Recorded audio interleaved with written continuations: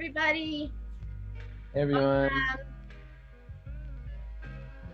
Welcome to Design Fiction with Julian Bleecker. We're going to give people just a couple minutes to join and to get settled in. So we're excited to see all of you. We'll start probably in just like a minute or two. While you're waiting, it would be fantastic if anyone wants to activate the chat. We like to use that during our sessions or any questions you might have. And also, if anyone would like to share your experiences with design fiction, that would be really fun for us to hear about and to see. If any of you are practitioners or have projects or anything like that that you've been working on, we'd love to have you just kind of share who you are, where you're dialing in from, and what some of those experiences are. And yeah, I think we're just reaching our near limit. Good for you guys. Early bird gets the worm here. If you don't know where your chat is, it's on the bottom row of your navigation bar. And we have everyone muted so that we can allow the speaker to speak uninterrupted. Just know that because we have a 100% limit, if you leave the meeting for some reason, you might not be able to get back in. Unfortunately, I don't think we can hold spots. And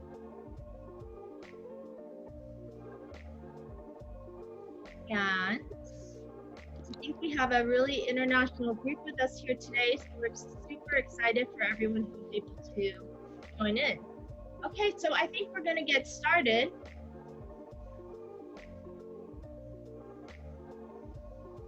Great. I'll pass it over to Julian to share.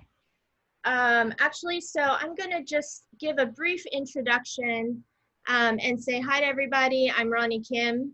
I am the founder of an innovation and design studio called Collective Future. And we have put together this Futures literary series because everyone seems to be wondering what's going to happen in the future, top of everyone's mind, and there are a lot of practitioners and people who have been working and thinking deeply about how to design and imagine and really deal with some of these unknowns that the future brings. And so we wanted to start to share their practices and to create a way for people to generate a discussion and really to expand the community. And so we're super excited that you're all here with us today. So at Collective Future, what we do is we really help organizations imagine what's possible in their near and immediate future. That's one of the things I do. I'm also one of the organizers for Speculative Futures LA. And Speculative Futures is a larger organization. There are, I think at this point, 53 chapters around the world. It's pretty fascinating. It's everywhere from, cities in Japan to places in, I think we have in Lagos or Nairobi, and then also in Europe and in Australia. It's sort of all over the place.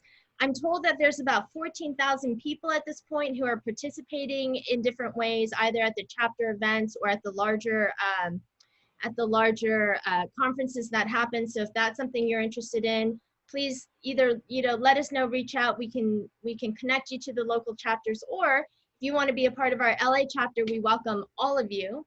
We have around, I think we're at around 200 people in LA.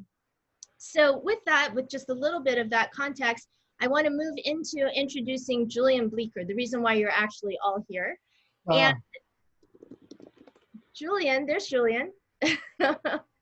Julian is a PhD, he has a PhD. He's also a researcher and a product designer engineer. He's been professor at the University of Southern California and was a designer engineer at Nokia's Advanced Design Studio.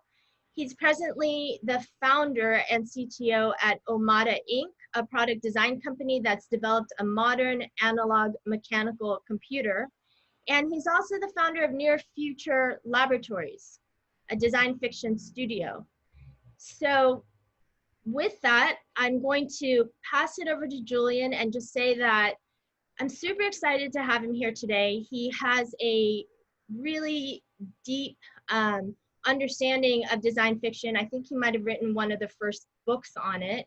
I know they're coming out with another one. And Julian and I had the opportunity to work together a couple of years ago on a project. And as you can imagine, he is full of surprises and deep insights. So I'm excited for him to share more about what he's going to talk about today. He's going to go through a brief history of design fiction, talk about some of the approaches and case studies, and respond to Q&As. Our session goes until 1 o'clock. And so what we're going to do is we will, Julian will speak for about 45 minutes, and then we'll go into a Q&A. We received many, many, many questions from all of you. And so we are going to stick around for probably another 15, 20 minutes if there's an overflow of questions. But we'll give people an opportunity to drop off at 1 o'clock if they need to. Okay, so with that, I'm going to pass it over to Julian Bleecker. Cool, thanks, Ronnie. I hope everyone can hear me okay. I was speaking into my chin earlier, I was told. I'm trying to be a little bit more articulate. Thanks everyone for showing up, super excited. And I'll be very transparent, a bit nervous. This is the first time I've spoken publicly without a public audience actually in the room. So we'll see how all this goes. And I'm just trying some new things. And also we're kind of in the midst of establishing some fresh thinking on design fiction, as Ronnie alluded to, we being the Near Future Laboratory, and that's being kind of poured into a bunch of objects, one of which is a book. There's a work kit. There are all kinds of these, it's really almost hyperactive, creative moment, I think largely due to our reflection and anxiety and just kind of like natural response to sort of a global pandemic. So it's remarkable what things like a minuscule microbe can do to creativity, but there you have it. And so in that respect, like there's usually, I've got a kind of canned design fiction talk that I've been giving over the years. And it's so canned that I went back to look at back ones, ones that I'd done at previous events, obviously before lockdown. And I was like, oh, it's the exact same presentation deck over and over again with a different title card. And that was fine, but also a little bit disconcerting because I was like, there's got to be some like fresh perspective or thinking about it. So that's just a long preamble to say that while Ronnie said that she's excited about the talk and she's sure it's going to be fantastic, I'm not so sure. We'll see how things go. But I am excited to share with you some material. The other kind of like rambling preamble to this is that I listened to a podcast with Sir Ken Robinson on it. So he wrote the book Elements, and he's did one of the most widely shared TED Talks and all that kind of stuff. And in the podcast, he comes across as an incredibly humble person. And it was all these connections started popping in my head about the things that he was talking about. And some of them related to creativity and the imagination, like his main topic, but other things completely unrelated to that. So I had no idea that he actually lives in Santa Monica. So he's quite nearby. So that was just kind of like, maybe I'll run into him someday.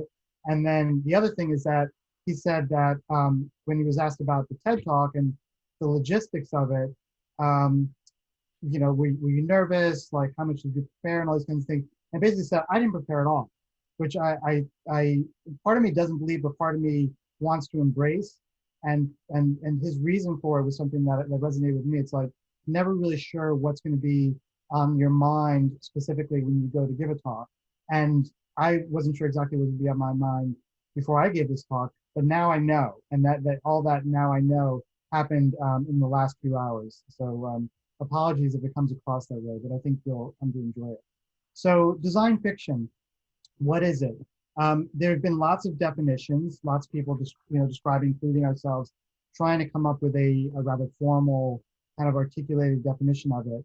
And we've been working on something. So let me see if I can get this to work.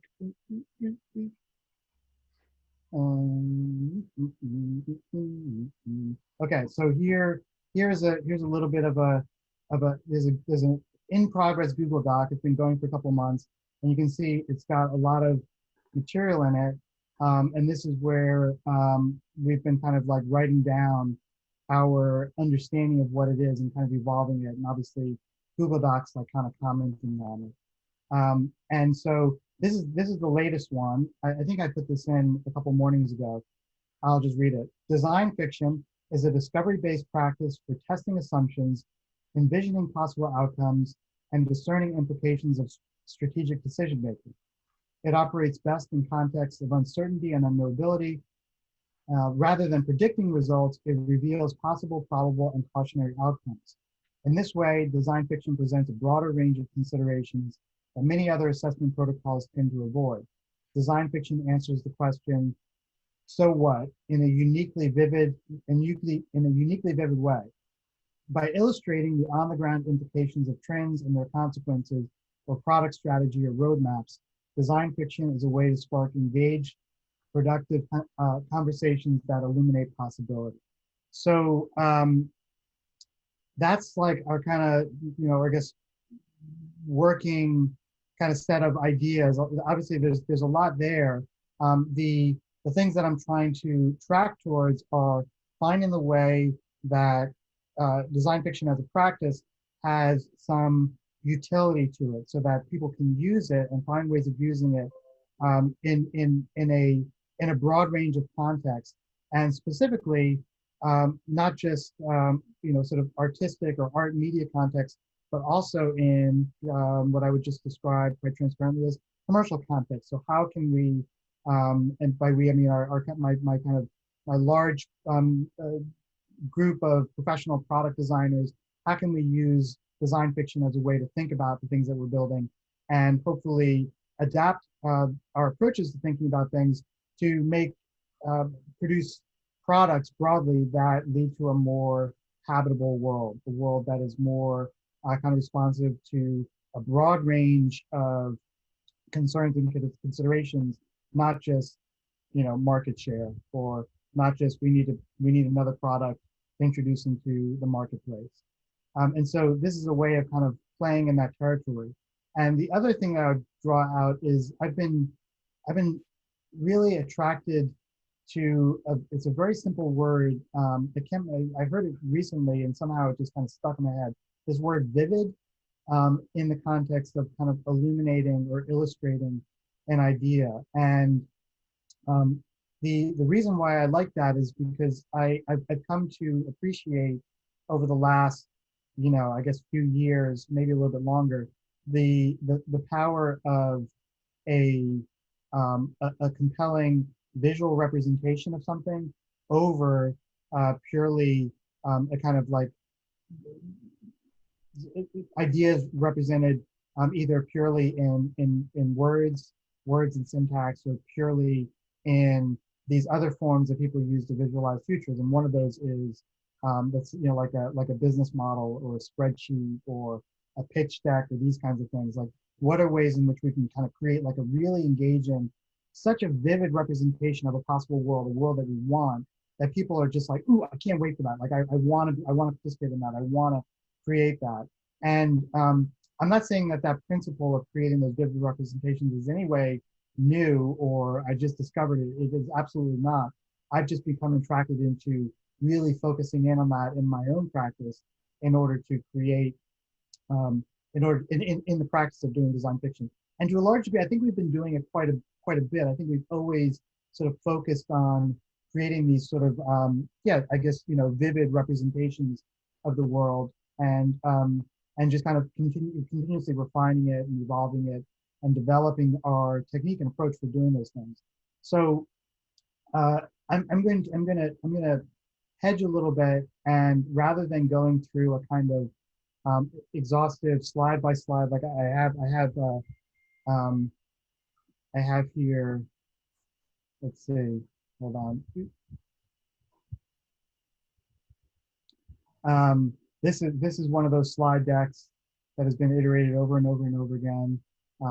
And I'm it kind of goes like this, and Julian's talking, and then he gets to an example of something, and I'd rather not go through this because I think to a certain degree talking about some of the work that we've actually done might be a little bit more fruitful, as well as like examples, things that I'm really drawn to.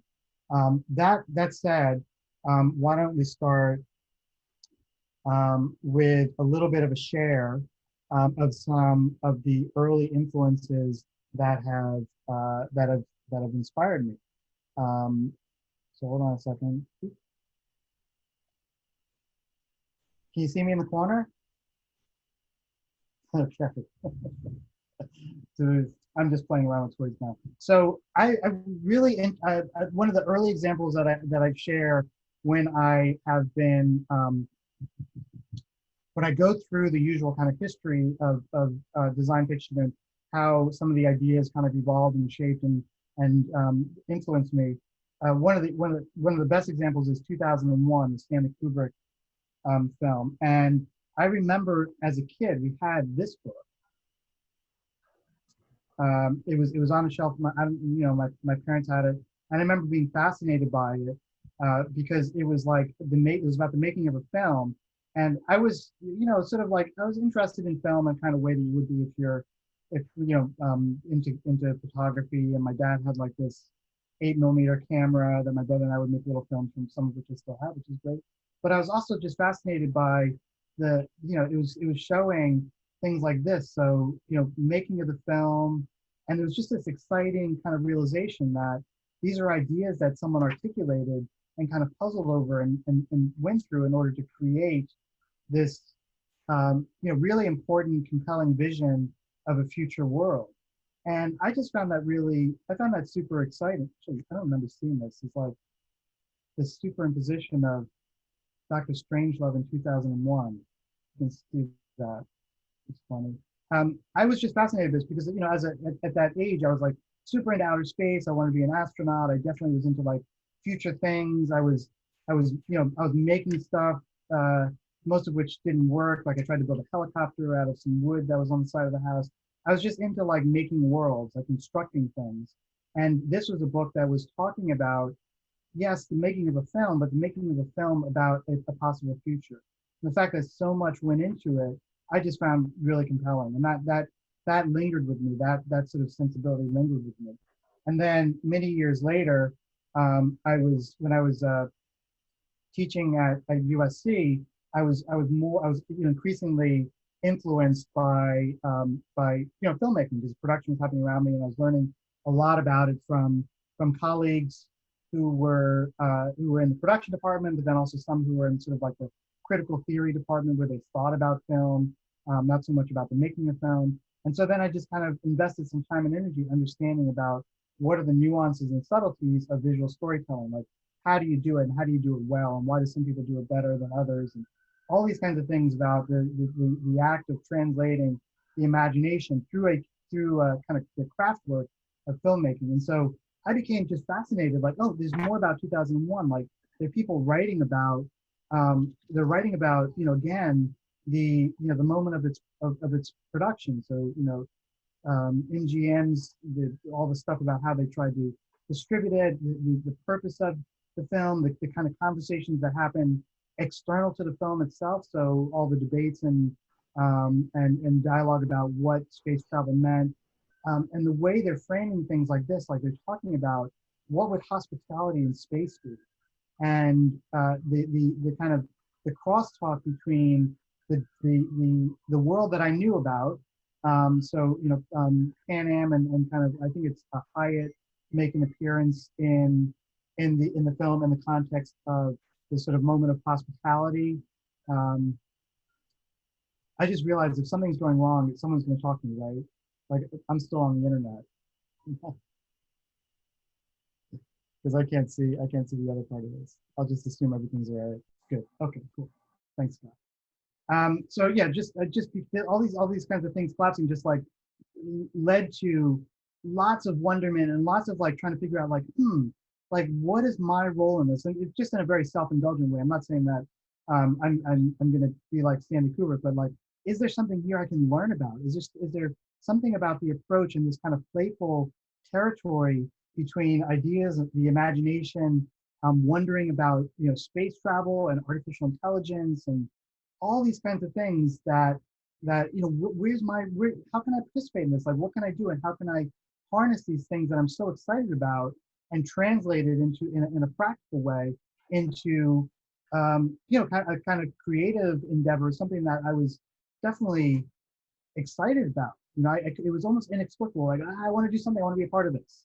I wanna I wanna create some kind of practice where I get to do this, whatever that is. Look at, think about space travel, or think about what it would be like to have machine intelligence, or, why would I draft a, a space probe like this? But I don't know, but I want to do it. I want to participate in that. And that just led to like a lot of like really kind of like unhinged exploration. I came across last night a little film that I'd made when I was at Nokia, where I had one of our interns climb into that space pod, and we got a 3D model of the space pod, and I was learning about how to use different kind of visual effects techniques to to make it look like she was going in it, and that's what we did, and that was I don't know why we did it. We did it because it was I wanted to learn about being able to tell a story in a compelling way that didn't have to have a lot of theory attached to it. It was just had an element of like kind of creative fun that would introduce a bunch of questions, would open a conversation, and people would be like, oh wait, so what's going on there? Tell me more about that. And then you can have a conversation and talk about the world you're building. So the other trajectory that is that kind of led in this direction was this book.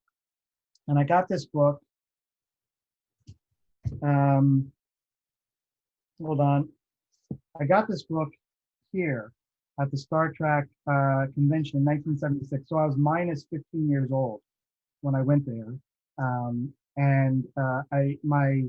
My dad, bless his heart, was like, he knew I wanted this. And he's like, we'll go to the convention. It was at Madison Square Garden, and you'll be able to get one of these cheaper than you can buy it anywhere else. And he's absolutely right.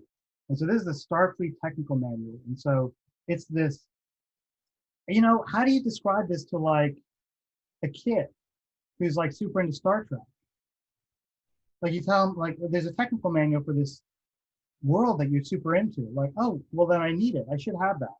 And it's just this like, again, coming back to that word vivid, it's just this incredibly vivid, very imaginative translation of a like a pile of basically teleplays of like a bunch of episodes of a television show into this other form, into the form of a manual. And that's just like, I mean, to this day, that amazes me.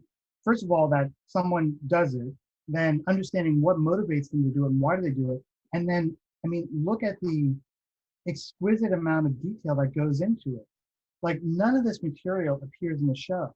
This wasn't done by the by Paramount, who is the production company that did it. They wouldn't do it. They'd be like, well, I don't know, why would we spend money on that?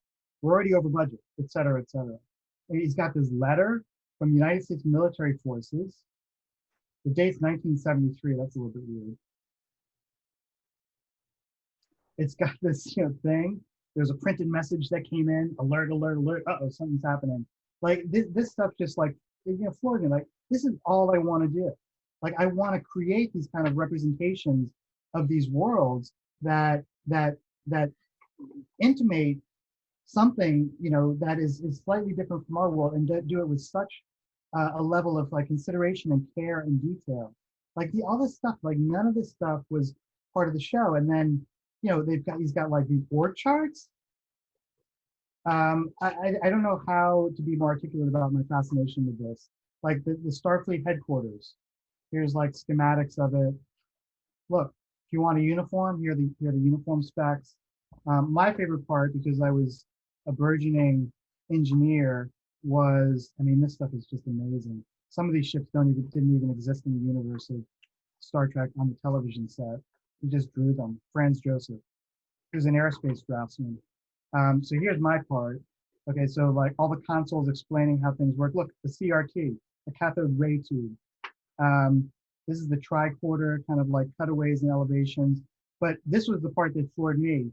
So I was like super into like electronics, and electronics back in that day meant basically Radio Shack.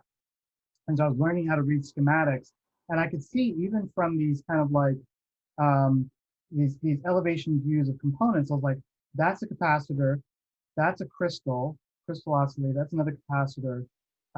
There are a bunch of resistors. That's probably a circuit board. Like these things translated to me. They were vivid. They intimated a world that was familiar enough with me for me to be able to imagine this as something that's real. And when it came to there was so it just felt like I could build it with communicators, phasers, uh, phasers, navigator station. I can't find it. I should have tabbed it. Anyway, there's a communicator, a Star Trek communicator, which had a which also has a schematic, and the schematic was here. It is. So there's a schematic for the communicator. Like I could read this as a kind of burgeoning engineering kind of guy. Like I knew what these transistors were. That's a speaker microphone, resistors.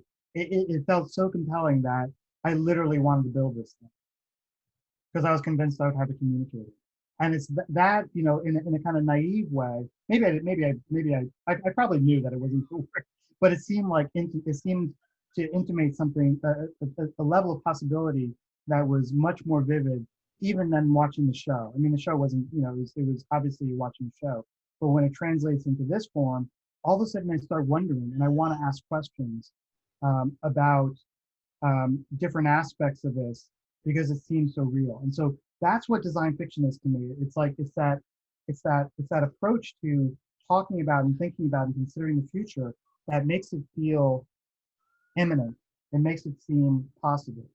And so our first endeavor into trying to figure out what that might actually look like was resulted in this. So this was a workshop that we did in something or other. I can't remember when exactly.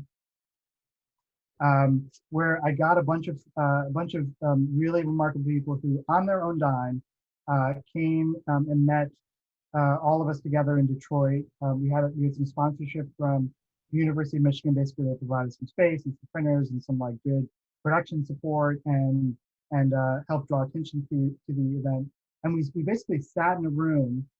We did a little bit of exploration around Detroit for inspiration, but effectively we sat in a room with a brief to ourselves to translate at the moment that we did it, at the year that we did it, translate the trends that existed at that moment as defined mostly by just kind of current news trends, things that we saw in The Economist and where things seem to be going. There's a lot about like crowdfunding, cryptocurrency was a big deal. Facial recognition was a thing that people were concerned about. All these things that are sort of like hygiene, almost boring sort of things at this point. But at that point, they were new, and what we wanted to do is do that design fiction thing, make those things seem vivid, like almost like hygiene, like they're kind of normal. We use this phrase, normal, ordinary, everyday, just like they exist. And the idea was to translate those things into the form of a product catalog, as if you would get one of these that represented all the the day's technologies, but doing it in a kind of almost like a banal way. And so the conceit was that this was a catalog that came out fairly regularly. It was printed. We had a wonderful long discussion. Myself, Nick Foster, and Emma Byrne, as we were pondering this, walking around San Francisco, wondering like, well, why would it be printed in the future? Paper doesn't make any sense in the future. It'll all be digital and be on like kind of tablet-y things. And as we were walking around San Francisco, the Bay Area, but high-tech capital of the world, there was paper all over the place, both in the form of litter, but also in the form of these kind of like those free news boxes that you pull, and inside of it is like a little realtor thing that tells you about housing or just kind of like neighborhood news and these kinds of things. So we were firm in our belief that paper would exist at some level of the hierarchy of distribution of ideas and content.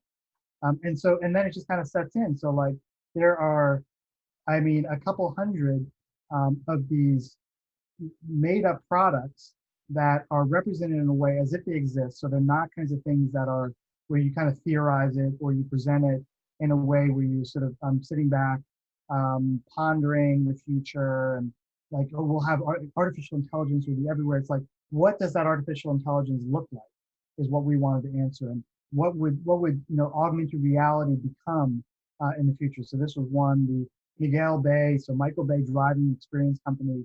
And the translation there was like, okay, self-driving cars, and that's people are going to get fascinated by it to begin with, but after a while, kind of like, God, the self-driving car thing actually leads to a high level of boredom. I'm not really doing anything. So imagine that there would be these kind of plug-in modules where you could project experiences augmented onto the real world that aren't actually there. So Michael Bay is famous for his special effects, so he has these kind of special effects like things blowing up around, and this would be like a plug-in that you get for your car. Different kinds of like, just supplements. So this is like, these things are just so much fun, like just writing these like fancy workout. Neither do we. It's like no one really wants to work out. And so this idea that there would be this kind of beverage that you just have to drink and effectively you get a workout somehow. Smart sensors were huge, like especially in the fitness realm. So imagine what this would lead to, injury forecasting, and it just goes on and on and on of all these different things. And this was the purpose of this was it was an exercise.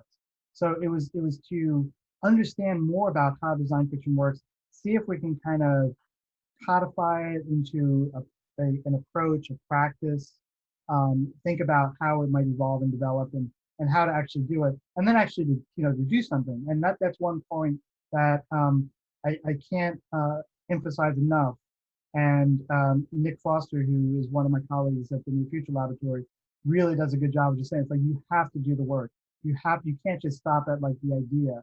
And so for this, it was quite painful, but it was well worth it. It was actually quite enjoyable, and it was remarkable kind of creative muscle building to go through and have to write all of this copy. And the behind the scenes of this whole is that we did the workshop, and the goal of the workshop was to end up with I don't know, it was maybe like a dozen or 2 dozen spreads with products that kind of, it represented. So we actually did about 2 dozen things, and it was kind of like a starting point, but it wasn't like hundreds. And so there was a bit of a head scratcher, like, now what are we going to do? It was amazing. It was kind of super cool to see all that stuff up on a wall at the end of like 2 or 3 days, rather than just a wall of like Post-it notes and kind of ideas, and people shrug and walk away. But then filling it out more, because I wanted it to be like substantial. I wanted it to be something that didn't feel just kind of like it should feel like a catalog. And so basically just hollowed out like a couple hours every other evening, and just sat and wrote and wrote and wrote, and had an account with one of the stock photo sites, and I would just kind of pull down stock photos. Some of the way that kind of the imagination works is fascinating, because like there were a bunch of ideas we had in a spreadsheet, and we had some starter elements like prices of things and how it becomes shipped, and little, you see these kind of ancillary marks on things, all the extra little addendums, sort of star ratings and all this stuff. But it still wasn't enough. And I would literally see a stock image like this and be like, that's got to be something. That has to represent some kind of experience in the future. Like, translate this into a future experience. And so it's a nutritional densiometer. And then you just write it. Like, what would that thing be? And the point there is to like kind of have that material there so that people can kind of really immerse themselves in the future. Whether or not they believe it, you want to make it so vivid that they have to stop and they start asking questions. And some of the questions and comments that we got and we continue to get are people saying things like, this is a horrible idea. A megaphone for a child, like that would just be terror in my house. But part of it is like, you want those kinds of reactions. You want, like, there are lots of things that people make that are kind of bad ideas for kids, but they're still out there in the world. So this was like what I sort of canonized this as our first, big design fiction project, and really kind of helped us understand what we're trying to do and why we're trying to do it. And this, by the way, so I'm thinking about reprinting it, but it is available as a PDF on the Near Future Laboratory shop for free download. It's better as a real thing though. I firmly believe that. Here's another, this is a much tidier example of some design fiction. So we ran a workshop in, I think it was some UX conventional conference, the UX Society of some description. This is in San Francisco, and we proposed to do a workshop on the user experience of the self-driving car, and that sort of tickled me. And at the time when I was working at Nokia, I was working on a project where we had to make a quick start guide for a product, and the product was fairly well defined, but it just needed like the sort of the legal requirements. You have to have like instructions to go along with things. Plus, we want to provide instructions for things. And so I was really into the idea of the quick start guide as an archetype. We refer to them as like archetypes. So the container into which your design fiction is going into. So the archetype of this was product catalog. The archetype for this particular project was the quick start guide. So if the idea here was to not be exhaustive designing from the ground up the experience of driving a car, but you should be able to describe the car with enough detail and enough kind of imagination and enough vividness so that someone's immersed into the broader experience of having a self-driving car by just doing the quick start guide. So you can intimate so much if you stop to think about it. And so we did. We stopped to think about it. And we had a workshop. We organized a workshop, and we had a bunch of like starter material. I should have prepared that. I don't have it. The starter material, which was just kind of ancillary material that lived around the world. So one was that I found quite humorous was a posting from TMZ, so the scandal site that exposed Justin Bieber falling asleep drunk in his self-driving car, and the car getting lost and just kind of doing these infinite laps around Los Angeles. So you can imagine Justin Bieber like his head pressed up against the glass, kind of drooling a little bit as the self-driving car is on its own driving, but he's passed out. So just things like that, imagining the consequences of self-driving cars, aside from the kind of normal stuff that you hear, which is like, ooh, it'll be fantastic. We'll be able to drive without collision and that kind of stuff. Because it won't be that way, as we know. You want to kind of dig into things. And so that was some of the starting material. And then we just kind of, we just designed the quick start guide, like, different ideas that kind of developed in the workshop as to what might be some of the characteristics of the car, the things that people might have trouble with. This is how do you set your own profile for certain features and characteristics of the self-driving car. Here is how do you park the car? How do you park the car so that, and what does parking mean in the future, where you're going to actually set it into a different mode? So you might not even really park your car. You might just kind of like stop at a curb. You get out because you're going to work, and then you put it into the EverDrive by Uber mode. So now your car can go earn a few shekels while you're working. Because that'll obviously be a thing, or maybe not obvious, but it's something you would expect. And then suppose you send it off, but you need to get it back, and you have an emergency, and actually you need your car straight away. Can you unlock it? And so this whole ritual of like, what do you do with a key fob? But like really digging in to the features that might come up in a conversation if you're doing design work or you're an engineering team, but you might not really kind of dig into it, and certainly probably wouldn't dig into it to a degree where you're actually saying like, oh, what about the key fob? How do we use that? And what would be the experience of actually using it? And how might we describe that to a user? I'm not saying that we figured it out completely, but what we're trying to do is show that there's a practice, there's a protocol for doing some of this design work that is, I think, A, fun, B, results in a kind of a kind of translation or representation of your idea that is probably a little bit more compelling than like I don't know, almost anything, like definitely more compelling than a spreadsheet, or even like whatever kinds of documents the agile method produces in order to tell people what to do, or Jira tickets or that kind of thing. Like, this is a much more compelling way of doing that. And then it goes on and on. Child safe mode. So how do you prevent your kid from hitting the wrong button? And then there's like this whole list somewhere. So picking up food. How do you send it into errand mode? Sponsored by Pizza Hut. Where does the food go? So there's a whole little bit of the workshop where we talked about like different kinds of ways of getting food into the car without someone having access to the car and potentially getting cheesy pizza all over your nice upholstery. Ambience mode. how do you refresh it after it's been out on self-driving mode and maybe someone got a little sick or, something in the car? Like, so all these kinds of things were sort of run through. Frequently asked questions, like the kind of grab bag of the things that you can't quite work out, but are going to be an issue, because you can just mention it. There's going to be this kind of problem. And you just refer someone to something else, which frequently asked questions often do. They never quite answer the question. They always say, like, refer to page 73 of your owner's manual. So that was another one. Super fun project. What else can I share?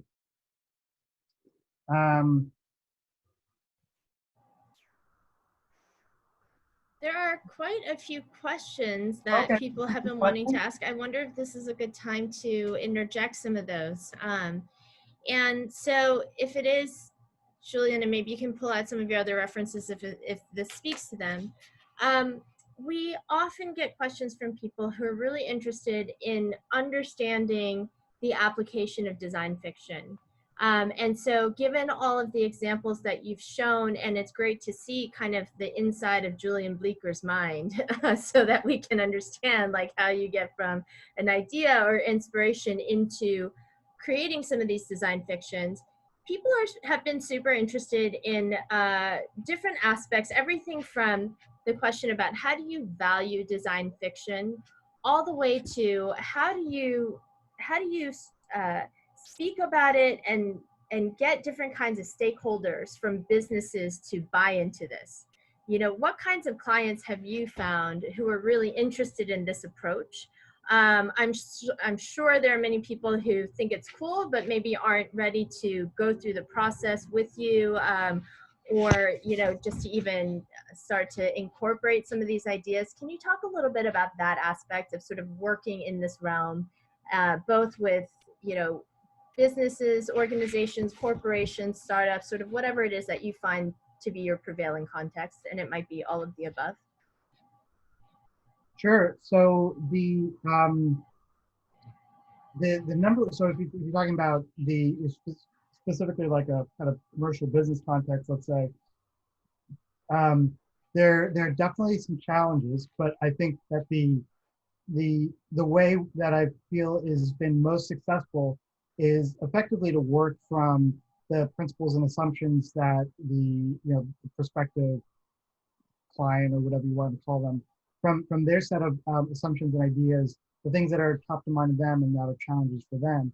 So rather than coming in almost saying like, we're gonna create a quick start guide for you, or we're gonna doing these things that might not be quite apparent to them as to what the value is express the value in terms that they understand, or that are more, I guess they're smart people, so it's less that they don't understand it, but that are more legible to them, that are things that they're already prepared to digest and that they've been like kind of consuming for ages and ages. And so one approach, I'll just give you an example, has been to translate anything that they might operate in their idiom. So it could be a financial model, and a financial model is a model that is kind of representing their a future that they're hoping for. So in 3 months or 9 months or 18 months, this is what we're looking at. This, and it's pure business stuff, man. It's just like row after row of representations of like sales and channels and all these kinds of things. And sometimes there's not quite a very tangible, what I would call, so that's very tangible in a very utilitarian, instrumentalized way, but it's not particularly vivid. Even for people who are used to reading spreadsheets, it's sort of a flat thing. And so I asked them, it's like, would you like to see what that looks like in another form? Like, I'll take exactly that and I'll translate it into this other idiom, and it just might come to you in the form of a series of advertisements. So I'm going to show you your future in the form of an ad campaign. I'm not doing advertising. This isn't your ad campaign. This is a translation of your ideas and your hopes and dreams and ambitions for a spectacular future, but in this other form. And the idea there isn't to just give them that translation, but is to open a conversation so that that translation is a way in which they can begin to articulate their ideas, which they can usually, sometimes they're adept at doing it, but then they realize they almost hit a bit of a wall where they start losing language, like they start losing the expressive forms to kind of represent, and you'll start hearing a lot of like, I don't know, sort of like, and kind of, these are the kinds of ways in which they're kind of stalling out in having like a really vivid, expressive representation of that future. And that's where design fiction comes in. And so it helps them understand in this other idiom what it is that they're trying to create and how they're trying, and then meant to feed back into that. So if they start saying like, yeah, a bit like that, then you're starting to have this really productive, engaged conversation with them that makes it, it pulls them into the process. So it's not just you telling them or predicting what their future is, which I don't like. I try to avoid saying, even mentioning the word prediction, but it is showing them a different form of essentially what they've already done, which is creating a spreadsheet, which they're hyper comfortable with, because you punch in numbers and if I pull this lever, look, our sales went up. Isn't that fantastic? But it's just numbers, and even if it comes with like some ideas of like a product portfolio, often those are just kind of like these visual representations of it, and oftentimes they're not in context. And almost all the time, I mean, I can't think of a time in which a representation of a product in the context of a product portfolio as like this beautiful thing, and look how it fits, and it hangs off my ear, and it's everything's perfect about it. It doesn't begin to show like the pain points, and I think those pain points are important to show too. I guess one client said like, hey, could you do what you're doing, but don't show anything kind of like dystopian? And I was like, I mean, if you stepped outside, like it's a shit show out there. Like if you don't account for these things, Yeah. you're gonna have a lot of trouble. Yeah. So to that point, I'm curious, are there particular functions at organizations that you find yourself working with? I'm a little bit surprised to hear you say like spreadsheets and business models. So that sounds a little bit like strategy and finance to me. But do you also work with product teams, with innovation groups, with marketing? I'm just wondering what's the span or the range of the different areas that you find yourself within organizations? Yeah, I would say I'd love to be more involved with like with actual product teams. I think that more of that will come, particularly after the book comes out. But for the most part, it's sort of the foresight people. And then I'm super fascinated to kind of run with the MBA set, because I think from just a purely kind of pragmatic sense, oftentimes they are leading an organization, and I want to be in a place where I can help an organization change in a way that hopefully has them produce whatever their product or service is that makes the world a little bit better. Because right now, I think a lot of the organizations that I'm talking to and I've been talking to are not doing a very good job of that. Which is parenthetical to that is I'm getting more inquiries.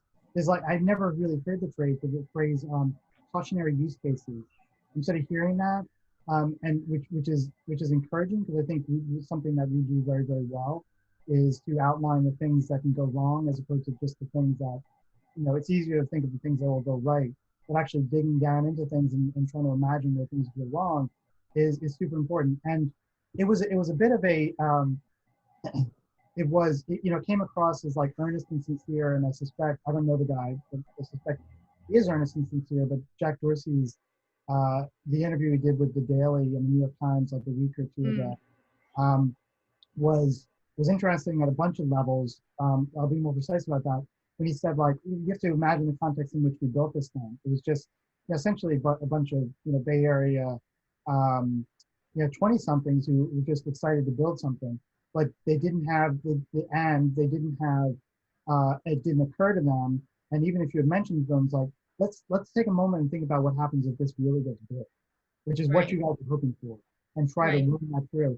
And he said, I wish we had, a team of like anthropologists and social scientists and game theorists to help do that. And what was ringing in my head when he said that was like, was cool. Okay, so that's what they're thinking. But then also like, well, the genie's out of the bottle, so but maybe we can do better next time.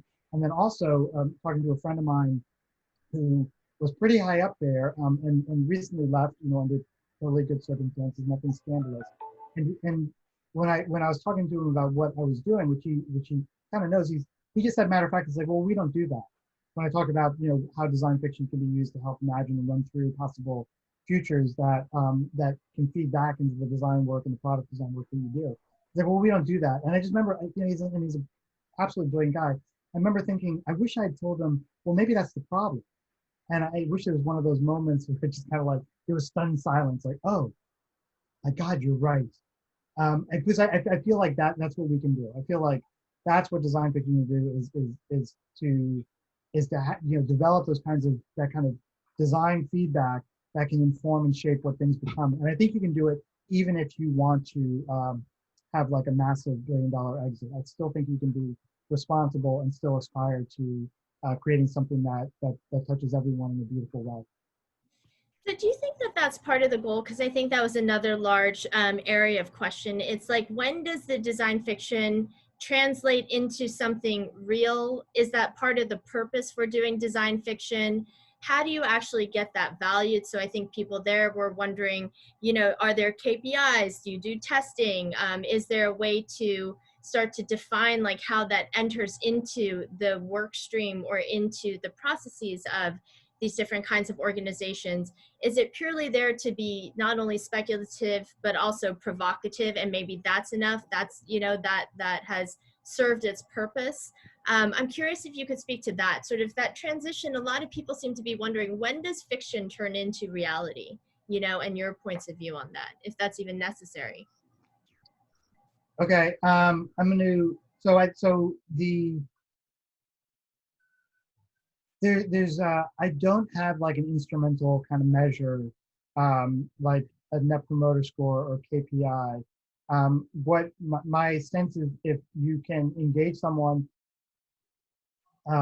just as a measure to where they are wondering about, and it's purely, it's the simplest thing. If it can start a conversation, if it can start a dialogue, if it has a level of meaning, and it's sparking conversations and engagement with, with their future, like that's what they should be involved in. That's what they're aspiring to, trying to create. If it can do that, then you've succeeded. So for me, it's pretty simple. I'm almost glad there's not like a kind of instrumental measure for it, but that level, just having people come to the table and wonder about it. And that's why I think I think design fiction, purely it's meant to generate that level of excitement that makes you want to, fix something or aspire to something and make something better, or actually create something. And I'm trying to just, I guess, bring forward that same kind of enthusiasm and excitement I had when I first was exposed to the making of 2001. Like, what is that? Like, how can I be a part of that? How can I achieve that or get to that point? So that's about it, I would say. Maybe there should be something better. What do you think? But What do I think about it? should there be some kind of, or anyone, should there be some kind of like quotient? Should there be like, oh, this one is like, this is a 4.0 design fiction? I think having some kind of qualitative measures is not a bad idea, especially like when you're working in these contexts where they're so used to having like very clear structures and, different kinds of quantitative measures and all of that kind of stuff. I'm not saying that it should fit into that. I would be curious to start to develop a set of values that can be translated into different kinds of contexts, depending on what kind of organization it is. And I can imagine where that could start to go. But I do think that once you try to tie it down in the same ways as a particular, for me, that's when you go from the speculative into the real world. I think there's a whole transition and a way to really manage and think about, you talked about change management earlier, or organizational design. I think it's all part of it, right? Because you can't always take the same organization, introduce new ideas and expect them to be able to ingest it, because it's so new, and so I think that there is some guidance that's needed, and if it's not their existing measures, then developing a set that they can understand and that allows them to then realize the projects, I think is not a bad thing.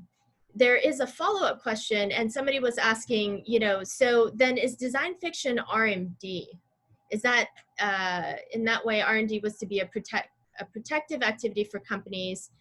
He was thinking about Park. I think Damien Newman asked this question, Park or other labs. Do you see it in that way? Yeah, I do. I think definitely, in the broadest sense, it's definitely there's definitely a, a discovery aspect involved in it, where you're looking for things that you're not sure exactly, the sort of territory, but you're not really sure, so you're turning over a bunch of stones, and the ambition is to translate what you might find into something that has some value other than just the value of having discovered it. So kind of like pragmatic R&D for sure. I can think of a project that I did. It was an audio project, and it ran for like a year at least, where it was, and we did a lot of design fiction. I mean, it was I was still figuring out how to do design fiction. It was probably one of the first times in a kind of more formal corporate context where we were using it. We were just making little films. We were constructing little objects, and we got fascinated with just just the most rudimentary kind of interaction, which is turning a dial. And it became this whole other thing outside of that, and just understanding what that, doing explorations like turning a dial and constructing a visual story around that dial that had a different kind of audio experience. And these weren't like, we didn't go casting and scripting and stuff like that. We just used the resources around and people in the studio just to kind of create these moments of interaction. And they weren't like, it wasn't like a product demo, but it would be framed as a product demo because the product didn't exist. It was like a block of wood with a dial. And we would just use that over and over again to and do a little bit of audio design, say like, how about an experience like this? How about an experience like this? And it was just a way of like kind of sketching the idea. We weren't sure what it was going to be. We just had this kind of like canned footage that we then just kind of played with, and we kind of manipulated, and we discovered things. And there's still 2 or 3 amazing products yet to be done out of that little bit of work. I mean, I keep coming back to them like, I got to do that. Next company. Well, you started one through Omada, right? In a way. We are getting ready to reach the top of the hour, so I just want to note that for people who need to drop off, I just wanted to make a couple of quick announcements in case you're going to leave us. Of course, if you have some time, we're going to continue to ask these questions and kind of dig in a little bit more deeply into the design fiction and how Julian has practiced it in his experiences. And so I just wanted to note that our next session is going to be coming up on September 23rd and 30th. We are super excited to have Dr. Lonnie J. Avi Brooks join us. He is an associate professor in strategic communication at the California State University in East Bay. He's a resident Afrofuturist. He has a podcast. It's an Afrofuturism podcast, and he's also the creative director for the California Black Speculative Art movement. So he's involved with quite a lot of things. The reason why we have 2 events is because on the 23rd, he's going to be sharing with us Afrofuturism 2.0 and imagining Afrofuturism. So he's going to give us a talk on that first date. And then on the second date, he has also developed a game. It's called Afro Rhythms from the Future, where Black Futures Matter. And it's a forecasting game that suggests that by changing the traditional white patriarchal normative gaze of racism and lens through which we normally view the world, we aim to change the game to expand alternative perceptions of the world through Black and BIPOC, BIPOC perspectives. And so we're going to be workshopping that game with them. They are in their, I believe, their second iteration, and he worked with a partner from MIT Labs to develop that game. So if you're interested in that, please stay tuned. Either sign up for our mailing list, either Collective Future or Speculative Futures LA, or follow us on Instagram, and we're always posting our notices there. And so thanks to everyone who's joined us so far. Please make note of those dates, and we have added many of you. We add people, we follow up with links to these talks that we've been given, and so we'll have additional information in there as well. Okay, so on that note, thank you to everyone who has joined. Interestingly, we have some new people who are now joining us, so that's for the second portion of this. Okay, so let's go back to the questions. So on that note, Julian, you're talking about, different ways in which you're viewing design fiction, and people had some follow-up questions here. We were talking about the R&D versus, design fiction as a provocation.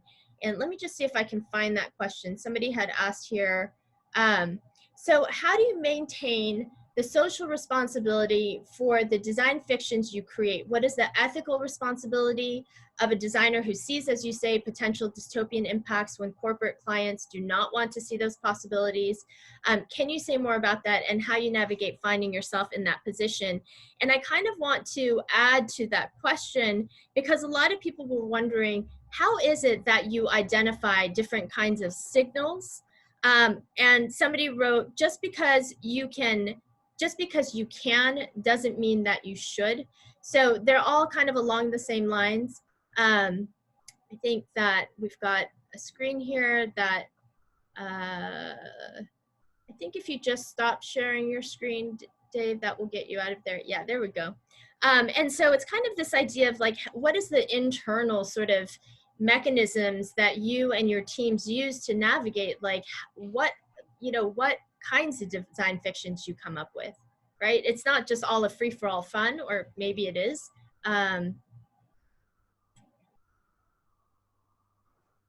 Yeah, is that the Yeah, I said quite a bit there.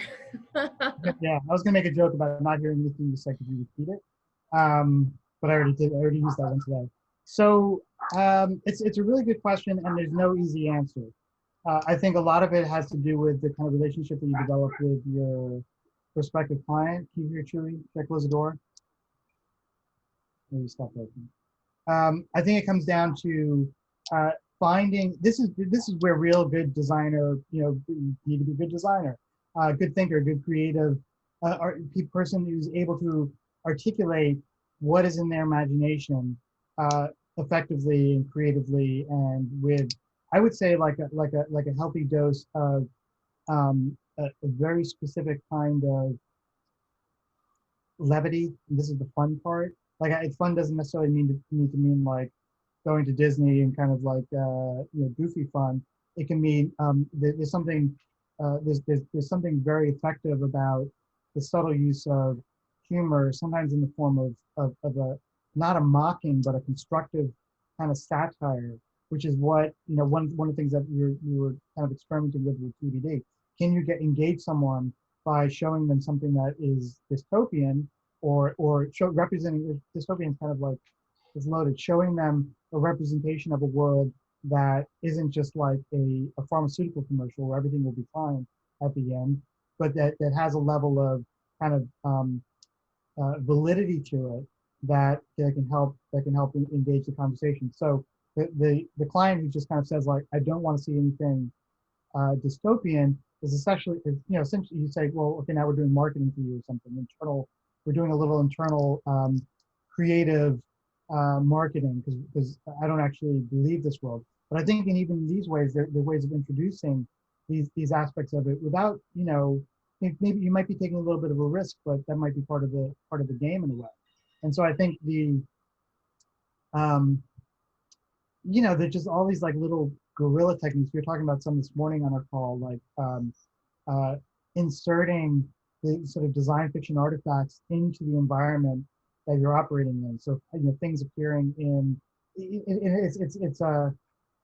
I'm not advising this without understanding the particular context, because someone might take it the wrong way, but maybe that's a good thing. Things like appearing in restrooms as if they were discarded, like, what is this? Things, all these things that are meant to open up conversation or show things in a way where you're not just sort of presenting to someone like, here's the terrible world that we're creating.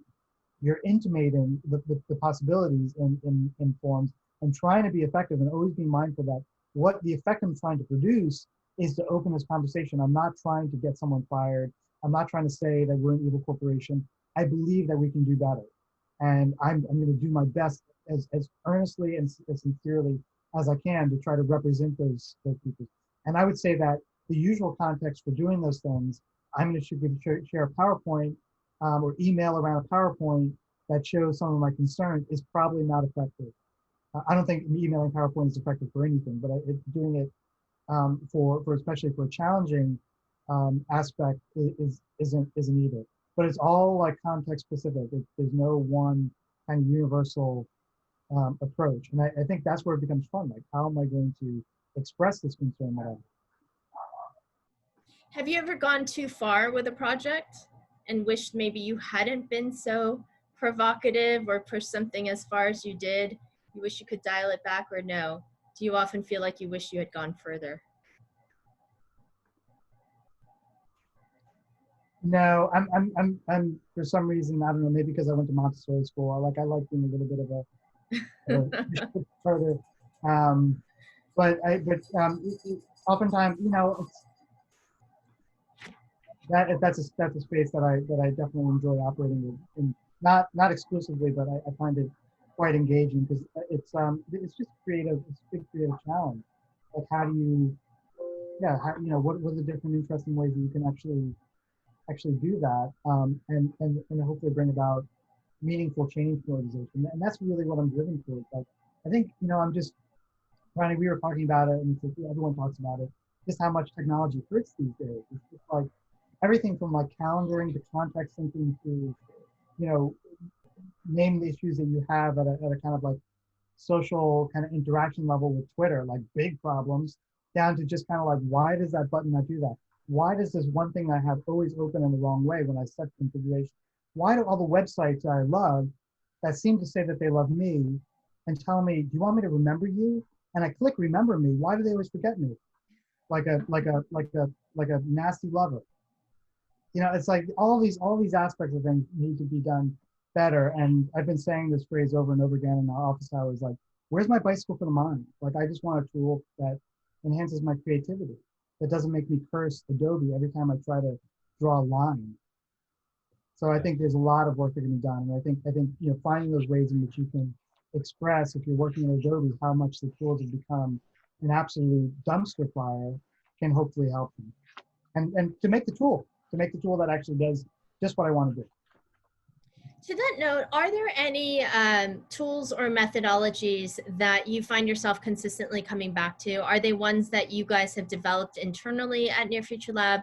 Are there different kinds of foresight practices or frameworks or things like that that you could point to that people either might be familiar with or that they could go look up as a way to start to inform their understanding and their practices within design fiction, if that's something that they want to drill more deeply into? Really good question. So we have our 6 or 7 hexagons, and that's a bit of a joke because you always see hexagons in kind of process diagrams. But you know, I think it's really important to design the framework or design the process for the project, as opposed to using the same one over and over again. It's just my sensibilities around that are like, it's part of doing design is designing the way you design.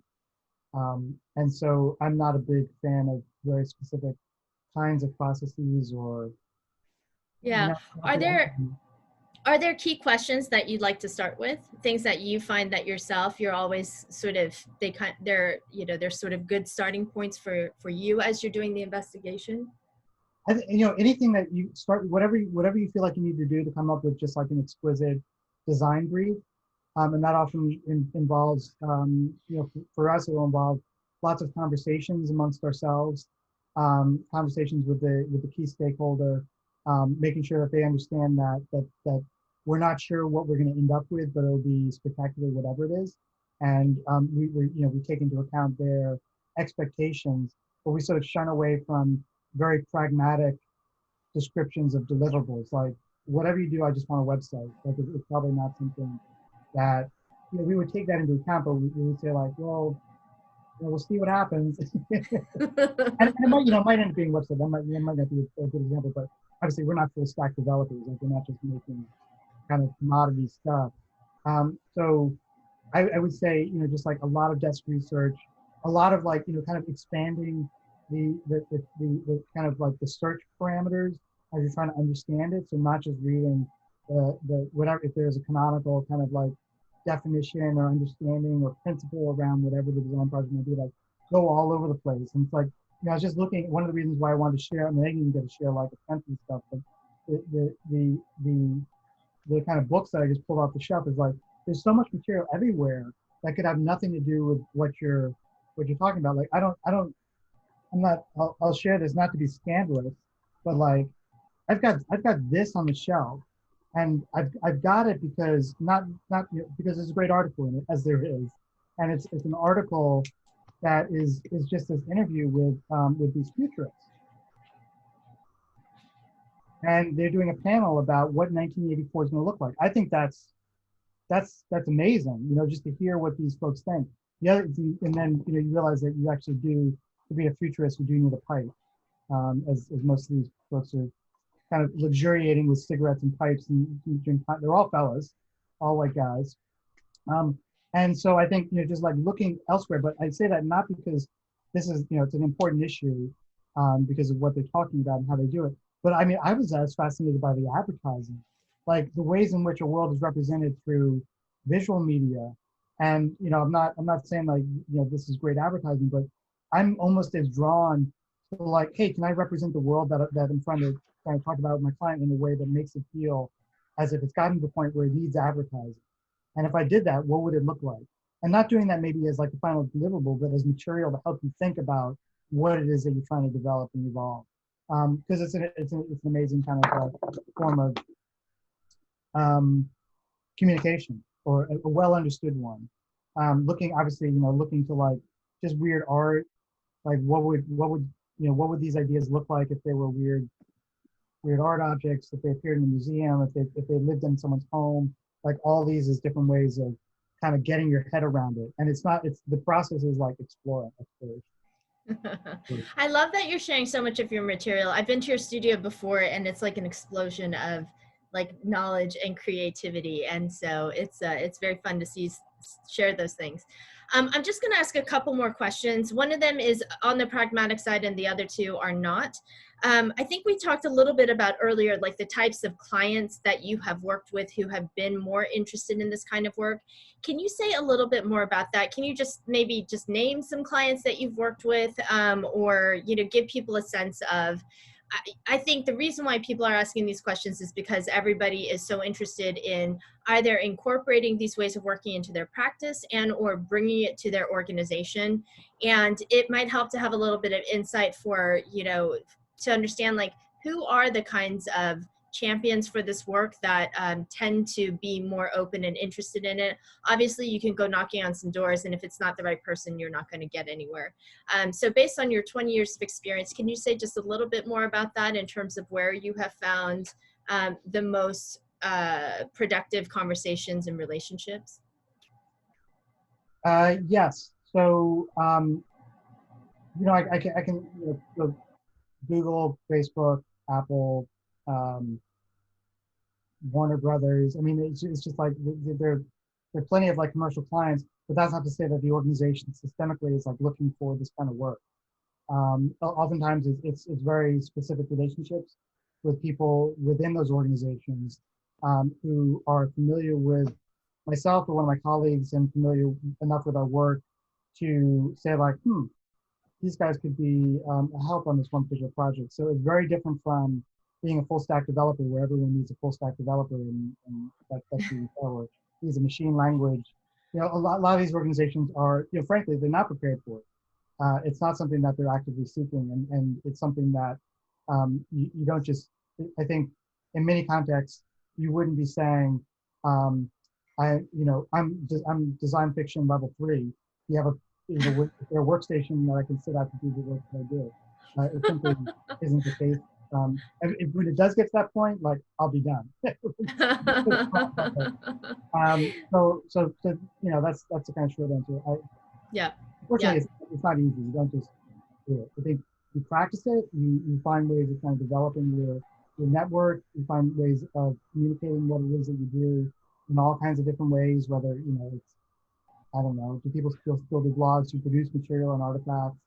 I think one of the things that put us on the map was the essay I wrote ages ago, and it just happened to be at a time during the evolution of the kind of like network community where that was something people were interested in hearing about, and it kind of caught people's attention, and frankly I had become friends with Bruce Sterling, and so he talked about it a lot, and so that was another way in which kind of evolved and developed. There's no it's which is a long way of saying basically luck has a lot to do with it. A lot of luck. All right. So we're going to wish everyone a lot of luck when we close on this conversation. Let's see. J. Boyd at gloss.ac.uk had a question, and there was kind of a follow-up to that, and then I think that might be our last one, unless somebody wants to try to just add in one more very quickly at the end here if you have a burning question that we just did not address. J. Boyd, do you want to ask your question? Okay, I don't know if they're there. I can also ask it. Hi. Oh, yeah. Hey, how are you? Yeah, I was just asking about in a way, the ethics of design fiction and trying to ensure that, you know, who benefits. So do we need to be careful about the decisions that are made about what looks better or worse for futures? And is there a risk that design fiction can be normative and can continue to project existing power relations forwards? Yeah, good question. Thanks for that. So, I mean, not to be, I'm not saying this in a flip way, but you know, your ethics are yours, and you should always be. I'm not saying this to you literally. One should always be articulating their work, especially if it's creative work, as an expression of those ethics and values.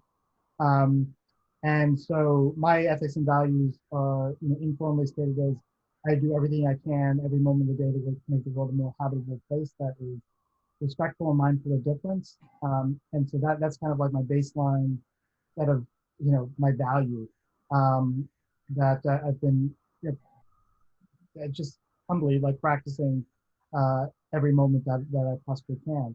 Which isn't to say that there are ethics and values that are counter to that. Like I can't, unfortunately, well, no, I think it's probably a good thing that I can't help that.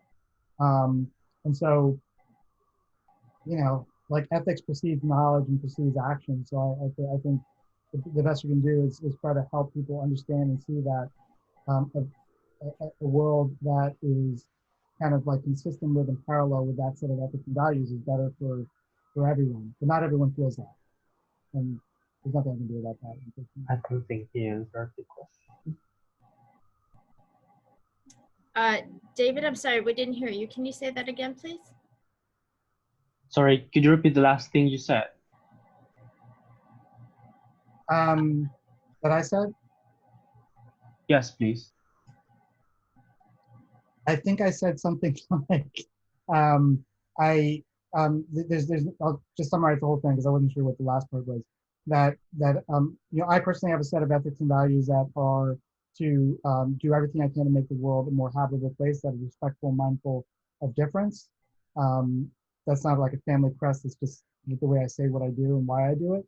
That I believe that ethics precedes our desire to, you know, establish or create knowledge or establish and create a society. And so I think ethics perceive that.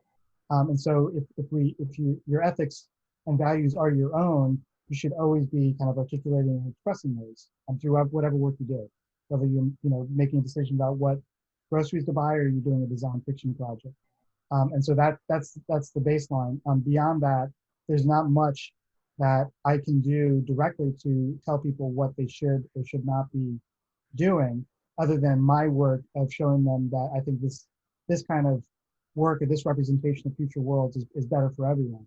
And I firmly believe that, but I can't, you know, I'm not going to kind of pick up a bludgeon and hit people over the head to get them to believe that as well. I'm just doing everything I can do to kind of represent that future in such a vivid way that they're like, oh, cool.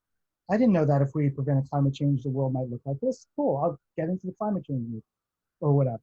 That's a kind of flip example, but that's where I draw the line. And so then for your last question, Julian, a few people have been wondering, what do you see as the, how did they put it? What hopes do you have for the future? And how do you filter your hopes through your work? I have a somewhat cautionary vision of the future. I think it's going to be quite challenging. I feel like I feel like we're in for a world of hurt, to be honest, and I'm not happy to say that, nor do I kind of relish or kind of luxuriate in that, what I think is eventuality. But I do spend time and energy, I think, in a lot of work, and then maybe this is what people confuse for a pessimistic or dystopian perspective, to show a kind of pragmatic, practical view of what that future might look like, and do it in such a way to say, like, we'll, my hope is that we are able to sustain life in society. I just don't think that we're going to be able to do it in the way that we're doing it now. And so that's where the kind of dystopian thing comes in, because I think people see it as a, well, that's different from what I want. That's different from what I'm used to. Like, what do you mean I can't have my Amazon Prime and my, whatever thing that is just completely unsustainable in a future world, or whatever it might be. And so I just try to represent that almost as a way of like telling people to get used to, this is what the future might look like start acclimating to it now. Parks that aren't open during the daylight because there's too much UV radiation. So we had night parks, and what are night parks look like? How do you experience those? Or look, we might be getting olives from Finland someday because of climate change. It might just be a Mediterranean retreat, Finland. You're like, oh my God, that's the end of the world. It's like, well, I mean, it's a world, and people are living and they're eating olives. So it's, you get the idea. Yes, we do. Julian, thank you so much for all of this time and for sharing all of this knowledge. There's still quite a few people on, so I think it's a testament to everyone's interest in your work and all of your experiences. Do you want to make a quick plug for the book that's coming up? I don't know when that's going to be produced. Do you want to say just a word or two about that? Sure. So it's imminent, as imminent as anything means nowadays. But I'll just, the backstory is that we're in the final stages of production. We're meant to have a proofreadable copy in the middle of the next month. That's the goal in the little task list. And I've been discussing about in office hours that we do every Friday, which is an open thing. Anyone can sign up if they want to. And that we would be doing, begin to discuss it, provide material in office hours to start a kind of like book group about it to help evolve and develop it. So our goal is to have it definitely done and manufactured this fall. And what's it called? The working title is The Manual of Design Fiction. Must have for everyone's shelves. All right, we're going to look for that. So thank you again, Julian. I also just want to pull up Dave Roselle. He's one of our organizers for Speculative Futures LA.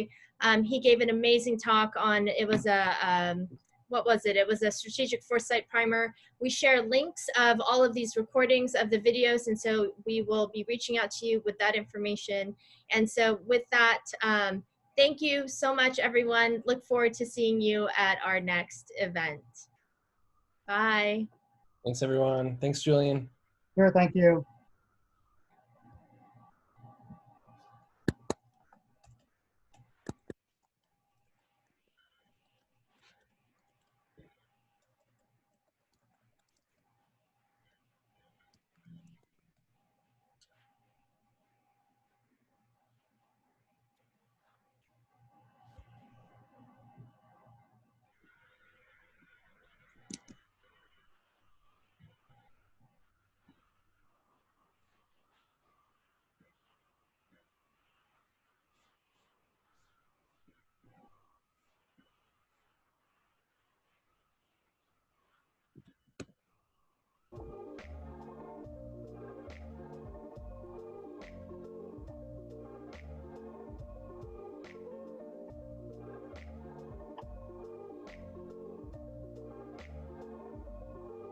Yeah, Julian and Dave, if you could hang back for 1 sec. Sure.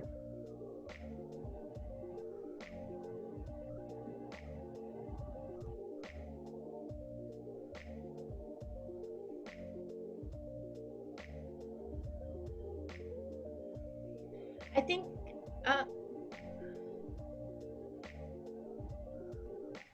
okay. I think that some people hang back and then they just, it's like the last people in the room when the event is over. Okay, I'm gonna lock this room. Wait, why are there 4 participants? Oh, Someone's in the waiting room. oh yeah, I'm gonna, oh, they must want to talk to us. Let me just ask her really quickly.